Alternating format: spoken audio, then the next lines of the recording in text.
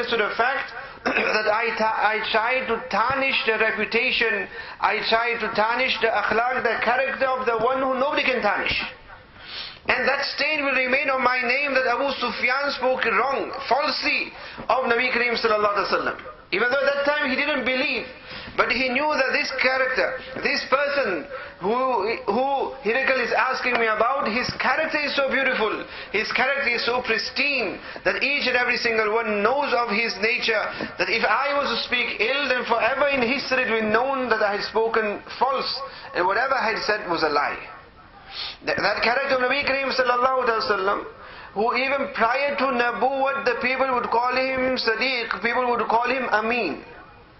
People had so much trust in Nabi Kareem sallallahu alaihi wasallam that they would give their items and their possessions and things for safekeeping to Nabi Kareem sallallahu alaihi wasallam. That's how much trust they had in him. They'd never heard him utter a lie.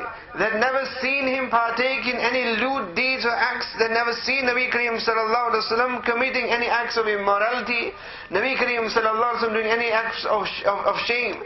They'd never seen any fault in Nabi Kareem sallallahu alaihi wasallam. Now in such a great personality, somebody with such a pure and pristine character stood up with the message of Tawheed, the mushrikeen of Makkah knew that people will flock towards him. They'll flock towards him. Why? One is because of what he's mentioning, his message is pure. And the other is that his character is pure. If people were to compare his message to our message, his message will outweigh our message. If people were to compare us to him, then people will turn directly towards him. This is the dilemma that they were faced with at that time.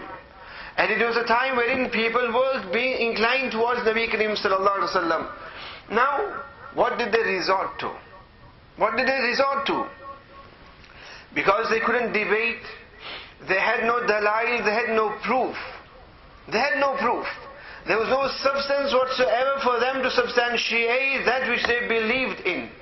So the only way and the only method they could have is to tarnish the reputation of Nabi Kareem sallallahu alaihi wasallam. Was for them to speak ill of Nabi Kareem sallallahu alaihi wasallam. That was the only option that they had left. And we find throughout the time of Nabi Kareem sallallahu alaihi wasallam in Makkah al-Mukarramah as well in Madinah al-Munawwara, they tried the utmost to try and ridicule Nabi Kareem sallallahu alaihi wasallam. People would remain on the outskirts of Makkah al-Mukarramah and waiting for all the travelers who were coming into Makkah from outside and warning them that when you enter into Makkah, there is a person by the name of Muhammad, and this Muhammad is Majnoon, he is insane. So be warned from now, he is insane.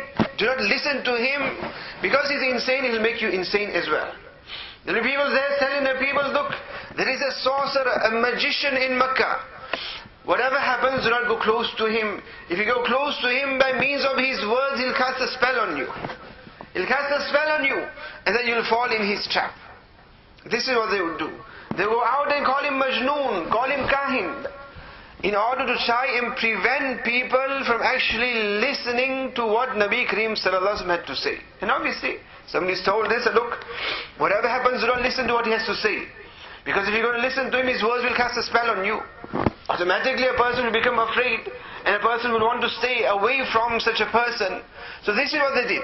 Tarnish such a reputation of Nabi Kareem sallallahu alaihi wasallam that people would have this dislike for Nabi Kareem sallallahu alaihi wasallam, and naturally, when there is that dislike, they would have a dislike for whatever he propagates, for whatever message he brings.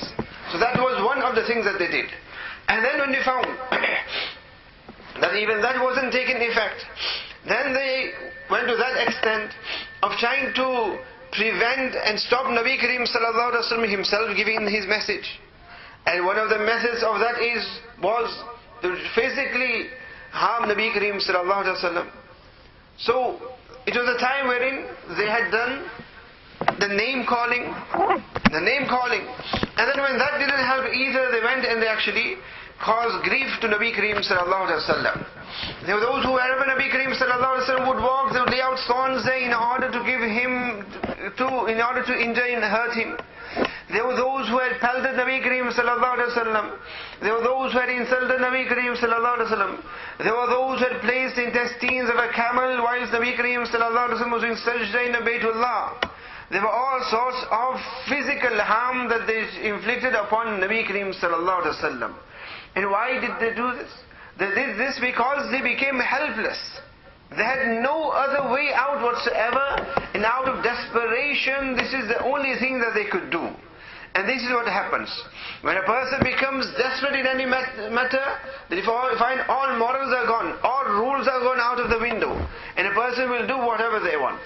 If a person cannot win by means of fair dialogue, then it is the case of winning in any form, whichever way it is, whether it is right or wrong. And now when they knew that they had no proof, that they could never defeat Nabi Kareem sallallahu alaihi wasallam with regards to what Nabi Kareem is calling towards and what they had, then they knew out of total desperation, seeing that their people are becoming inclined to his message, seeing that their own are becoming close to Nabi Kareem sallallahu alaihi wasallam, by seeing that their leaders are also becoming inclined to Nabi Kareem sallallahu alaihi wasallam, seeing the likes of Sayyidina Umar Farooq radiallahu ta'ala, Sayyidina Hamza, Sayyidina Abbas, the likes of such companions coming into the fold of Islam, Usman Ghani, and such great Sahaba coming in the fold of Islam, they knew that this new religion, this new concept is a great threat to our ideology. It is a threat to what we hold. Because of that, out of desperation to hold on to what they have, they resorted to this of causing harm to Nabi Kareem sallallahu alaihi wasallam. And Nabi Kareem sallallahu alaihi wasallam continued with it. He bore it with great forbearance. And whenever they got the opportunity, there were even so many plots to assassinate Nabi Kareem sallallahu alaihi wasallam. Different plots were made in order to assassinate Nabi Kareem sallallahu alaihi wasallam. There was a time wherein Nabi Kareem sallallahu alaihi wasallam was invited, and whilst he was sat, suddenly climbed on top and tried to throw a boulder on top of Nabi Kareem sallallahu alaihi wasallam. And we know the night prior to Hijrat, when Nabi Kareem sallallahu alaihi wasallam, the home had actually been surrounded in order to try and assassinate Nabi Kareem sallallahu alaihi wasallam. Sayyidina Umar Farooq radiallahu ta'ala himself had taken a sword, and he was out on his way to assassinate and kill Nabi Kareem sallallahu alaihi wasallam. So many attempts were made to actually physically kill Nabi Kareem sallallahu alaihi wasallam. So various different attempts were made. That is the hardship and the pain that a child had inflicted upon Nabi Kareem sallallahu alaihi wasallam, but Nabi Kareem sallallahu alaihi wasallam took it on the chin, as you'd say. He made sabr upon it. And he continued with his message. He continued with the mission that Allah subhanahu wa ta'ala had given him. And then Nabi Kareem sallallahu alaihi wasallam, afterwards, even after migration, there in Makkah al-Mukarramah were the mushrikeen of Makkah, and now in Madinatul Munawwara were the munafiqeen. The munafiqeen who were supported by the Yahud, the Yahud of Madinatul Munawwara. Then they had done their fitna as well. They had done their fitna as well, because they had found that prior to the Hijrat, they were the leaders of Madinatul Munawwara. But now when Nabi Kareem sallallahu alaihi wasallam came to Madinatul Munawwara, the people and even their own people had now taken Nabi Kareem sallallahu alaihi wasallam to be the leader. Their own people would not to go to their own, but would come to Nabi Kareem sallallahu alaihi wasallam to judge between them, to be the judge between them. When they see such things, then they also resorted to various forms of ridicule of Nabi Kareem sallallahu alaihi wasallam. One which is mentioned, Allah Ta'ala mentioned in the Quran, Ya ayyuhalladhina amanu la taqulu ra'ina wa qulu unzurna wasma'u wa lil kafirina adhabun alim. That, oh you who believe, Ya ayyuhalladhina amanu la taqulu ra'ina. The Yahud of Medina, they would use the word ra'ina. And ra'ina in Hebrew was a form of a curse. It was a foul word and a curse. And in Arabic, the word ra'ina would mean that pay attention to us. Give us an opportunity. Hamari riayat kijiye. Give us an opportunity. So the Yahud would say to Nabi Kareem sallallahu alaihi wasallam whilst in his gathering, Ra'ina, Ra'ina. When the Sahaba had heard this, they said, oh, this is a new word and it sounds something good. The Sahaba radiallahu ta'ala would also use the same word, Ra'ina, Ra'ina. And when they would do that, the Yahud would laugh. They would laugh, saying that, look, we were ridiculing him without him even knowing. We were cursing him without him even knowing. Now his own are even cursing him. His own are now cursing him. And for that Allah subhanahu wa ta'ala said, Ya ayyuhalladhina amanu, who believe, La taqulu ra'ina wa qulu unzurna wasma'u.